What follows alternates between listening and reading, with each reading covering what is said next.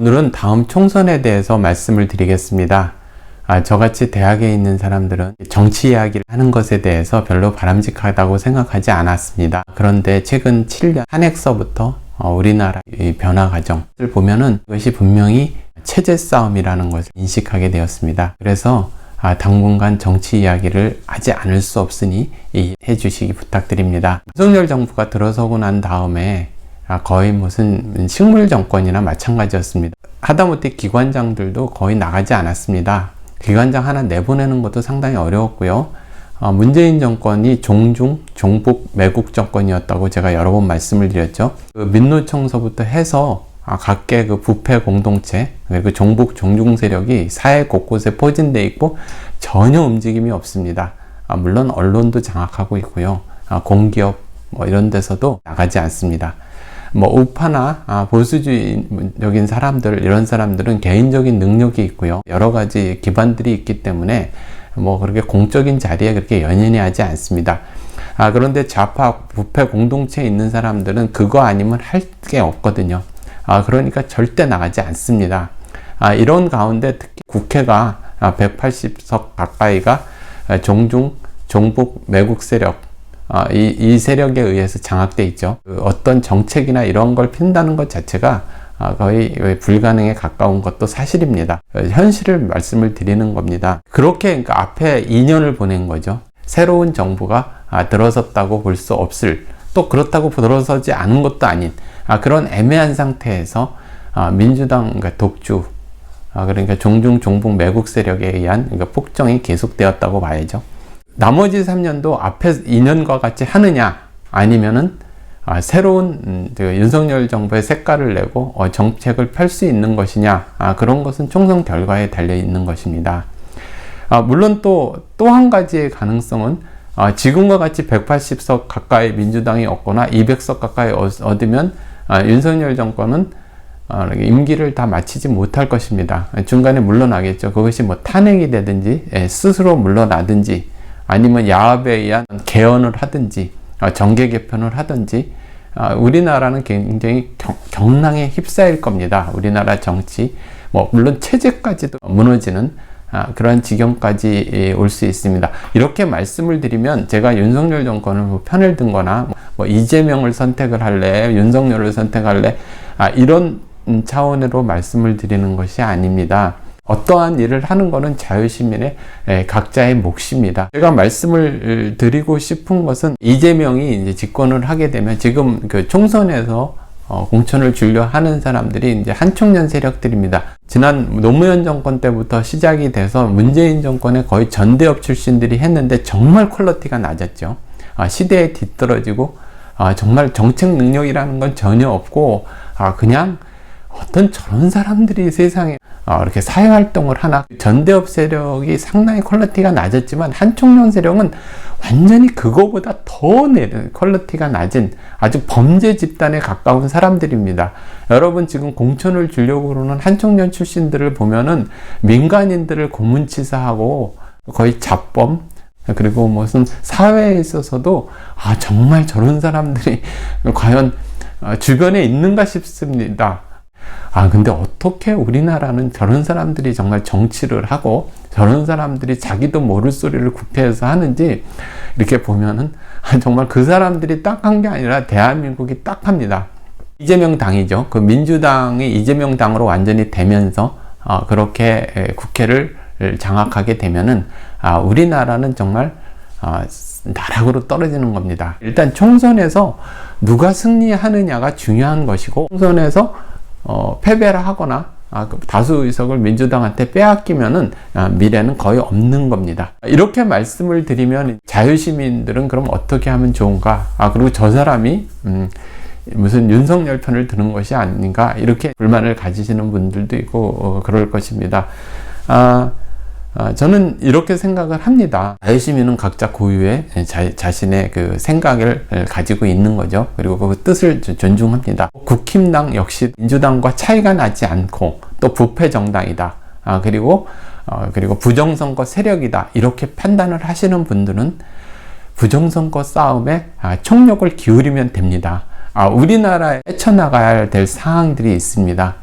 그것이 중국의 침투일 수도 있고요. 북한의 공작일 수도 있습니다. 그렇지만 당면 문제는 부정선거입니다. 그러니까 부정선거를 해결하지 않고서 우리나라에서 새로운 길을 모색한다는 것은 사실 의미가 없습니다. 그러니까 자유시민 입장에서 부정선거에 대해서 총력 투쟁을 하면 됩니다.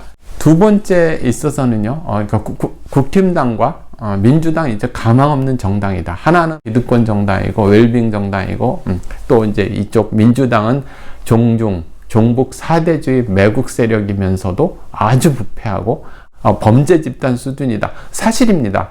둘 다 이제 의미가 없다. 이렇게 생각하시는 분들은 정치 세력화 해가지고 자유민주주의 정당, 그리고 우파 정당, 그리고 대한민국의 애국 정당을 만들어서 그거에 총력을 기울여서 앞으로 나아가시면 됩니다.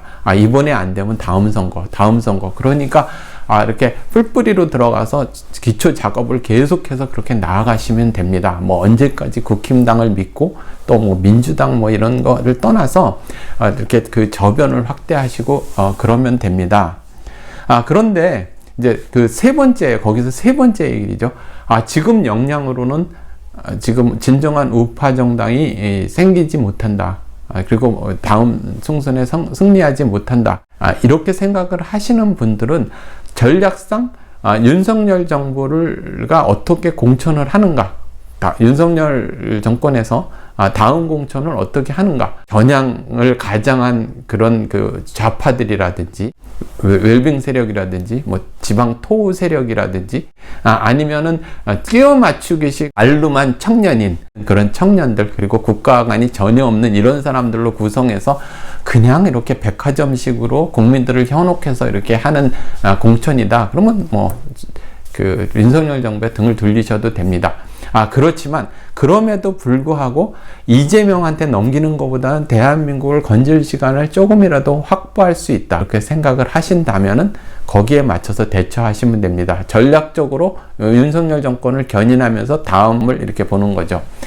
좌파들이 지금 거의 뭐 이렇게 그 종북 종중 세력들이 대한민국을 그 뭐 개헌을 하려고 그러고 이렇게 체제를 갖다 변혁하려고 그러는 데에는 많은 시간이 걸렸습니다.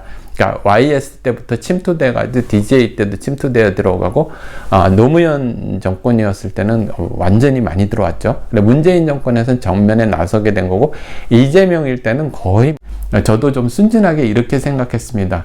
비록 주사파, 전대업, 뭐 이렇게 한총련 퀄리티가 정말 낮고 이런 사람들이 이렇게 들어온다 하더라도 이 사람들이 시간이 지나면 세상의 정세의 변화하고 성숙도가 이렇게 되고 자본주의가 고도화되면서 저절로 자유민주주의 체제로 이렇게 흡수될 것이다, 이렇게 생각한 건 오산이었습니다. 그들은 그들 나름대로 광신 집단이죠. 그런 걸 구축한 상태에서 중국 공산당한테 매수당하는, 그리고 북한에 계속 연결고리가 있는, 그게 뭐 굳이 그렇게 하지 않아도 자생적인 그런 간첩 수준에 있는 좌파들이 너무 많고요. 근데 그 수준이, 그러니까 상당히 안 좋은 것이, 그 주사파가 주체 사상을 제대로 읽어본 적이 없고, 그 좌파가 자본론을 제대로 읽어본 적이 있고, 좌파가 그 공산당 선언을 제대로 이해하지 못할 정도의 수준이 낮습니다. 그러니까 얼마나 그 국제적으로 중국 공산당이나 국제 좌파 세력들이 대한민국을 컨트롤하기가 편하겠습니까? 이렇게 퀄리티가 낮은 좌파가 참 있는 것이 참 신기한 정도입니다. 이전에도 그랬습니다. 그 김일성 세력이라는 것이 상당히 퀄리티가 떨어지거든요. 뭐 베트남이라든지 또 중국이라든지 러시아에 비해서. 그러니까 얼마나 이렇게 위성국가화하기 좋았겠습니까? 지금도 똑같은 일이 벌어지고 있는 거죠. 이런 세력들한테 끌려가는 거를 전략적으로 좀 시간을 늦추면서 윤석열 정권을 견인하느냐, 견인하지 않느냐, 이 부분은 이제 공천을 달린 거죠. 그 부정선거를 뿌리 뽑고 지난 2년 동안에 수사를 제대로 했다면 상관없는데, 지난 2년에 그냥 허송세월을 한 거죠. 물론 국회가 180석이 민주당한테 끌려다녔지만 뭐 수사는 할 수 있었던 거죠. 근데 남은 3년 이 부분에 대해서 이제 어떻게 할 것이냐는 전략적으로 현실적으로 봐야 하는 겁니다. 제가 다시 말씀을 드리지만 그 상황 분석은 굉장히 복잡할지 모르지만 실제로 솔루션은 간단합니다. 그러니까 이거죠. 현실적인 거죠. 나는 윤석열이고 뭐 이재명당이고 이런 거 다 믿을 수 없고 뭐 미라를 심는 기분으로 우파 운동을 계속하고 조직을 하고 정당을 만들어서 장기간을 보겠다. 그런 분들은 하시는 거고요. 나는 이 땅에 있어서 가장 부정선거가 가장 중요하기 때문에 그 투쟁으로 매진하겠다. 그것이 뭐 효과가 있느냐 없느냐 뭐 전략상은 어떻게 되느냐에 상관없이 나는 가겠다. 그러면 그렇게 하는 거고요. 또 그리고 윤석열 정권을 견인하면서 이렇게 시간을 늦추고 그러면서 조금씩 변화해가지고 나중에 이 세상을 좀 바꿔보겠다. 그러면 또 그렇게 하는 겁니다. 지금 현재 있는 것은 윤석열의 이재명의 싸움이고요. 뭐 국힘당 내에서 무슨 뭐 누구를 포용해라, 그리고 뭐 중도를 포용해라, 좌파를 끌어들여라, 그리고 뭐 이런 이야기는 다 쓸데없는 이야기입니다. 이재명 당을 하고 싸우고 그리고 윤석열 정권을 성공시킬 수 있는 사람들로 공천을 하면 됩니다. 그렇게 그쪽에 있는 사람들, 국힘당에 있는 사람들 그렇게 하면 되는 겁니다. 그리고 우리 자유시민들은 아까 제가 말씀을 드렸던 자기 그 방침에 따라 어떤 분은 제대로 된 우파 정당을 만들고 어떤 분들은 부정선거 투쟁에 전력을 다하면 되는 거고 어떤 사람은 장기적으로 보고 교육과 그리고 견인해 나가는 이런 방법을 택하면 됩니다. 의외로 간단합니다. 그리고 어떤 일에 있어서 서로 비방할 필요도 없는 겁니다. 가는 길은 전부 다른 거죠. 이런 말씀을 드려보겠습니다. 우리가 일제 치하에 있을 때 어떤 사람은 의병 활동을 했습니다. 그렇게 해서 싸운 사람도 있고요. 국제관계에서 외교의 힘으로 대한민국을 독립을 쟁취하겠다는 사람도 있고요. 또 많은 사학을 중심으로 우리나라를 독립시키고 나중에 건국정신을 마련하겠다 이렇게 생각한 사람도 있습니다. 서로 비방하지 말고 힘을 내시고요. 각자 가더라도 자기 길을 계속 꿋꿋이 가면 되는 겁니다.